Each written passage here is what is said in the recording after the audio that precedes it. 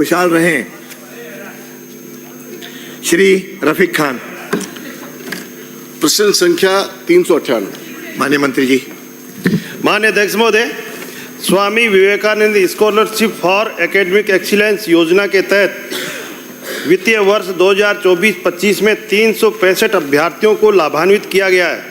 इसमें 308 विदेश में शिक्षा हेतु तथा देश में 57 में शिक्षा हेतु लाभान्वित किया है और विवरण प्रस्तुति 1 पर संलग्न है।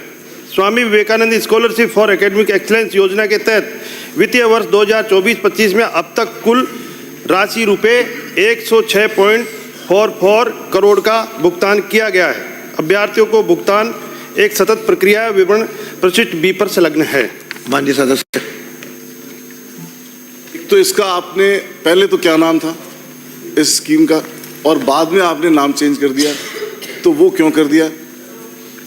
नाम फकत नाम बदला है, कहानी है वही। इसमें नाम का जिक्र नहीं है। बदला आपने? नाम पे आपत्ति यही नहीं, आप तो राशि पे है या उस पे सदस्य को दिए। आपका तो मेरे को संरक्षण चाहिए, क्वेश्चन पूछ लो। और दूसरा मैं ये कहना चाह रहा हूं कि कितना नंबर आपने कर दिया कि विदेश में कितने छात्र जाएंगे। पहले कितने छात्रों को मिलता था और अब कितने छात्रों को मिल रहा है और कम करने के क्या कारण? माननीय मंत्री जी। माननीय अध्यक्ष महोदय, माननीय सदस्य ने पूछा इसका नाम क्यों परिवर्तित कर दिया गया। हमारी सरकार के गठन के पश्चात पहले क्या था? राजीव गांधी एक्शन छात्रवृत्ति योजना में कोई और दूसरा पूछ लेना।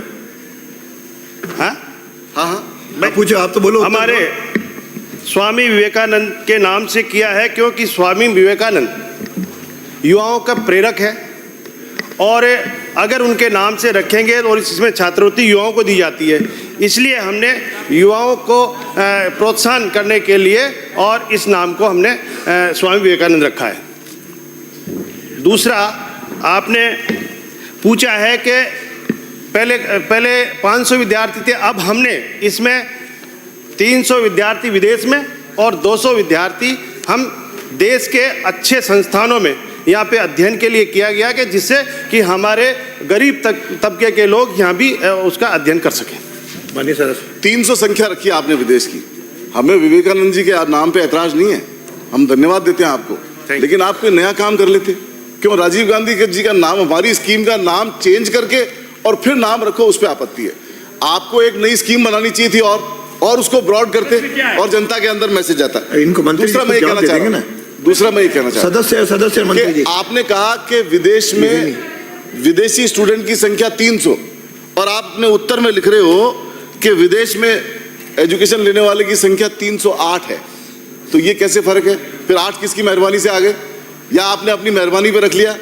और पिछले 1 साल में जब से हम आपकी सरकार आई है, कितने लोगों को लाभान्वित होने से वंचित रख दिया गया, कितने लोगों के पैसे रिलीज नहीं हुए, ये भी एक संख्या जानकारी आपने 308 बताया। ये 308 24-25 नहीं, आप कह रहे हो ना अभी, सुन लीजिए। तो हमने पहले जो 23 और 24 के विद्यार्थी थे और 23 और 24 के और 24 और 25 के, तो वो भी इसमें सम्मिलित है। अभी हमने जो पात्र है जिनको दी गई है, इसलिए ये 308 है। अगला प्रश्न है वो इसमें शामिल है, तो इसका मतलब आपने 300 नहीं दिए। अगर पुराने शामिल हैं तो जो 300 देने चाहिए थे वो नहीं दिए। इसका मतलब भाई 308 कैसे हुए? अगर पुराने शामिल है इसमें, आप कह रहे हो पुराने शामिल है, बिल्कुल, तो पुराने शामिल है तो इसका मतलब नए 300 नहीं मिले, नए 300 को लाभ नहीं मिले। ऐसा है, इस साल का प्रोसीजर अभी चालू है।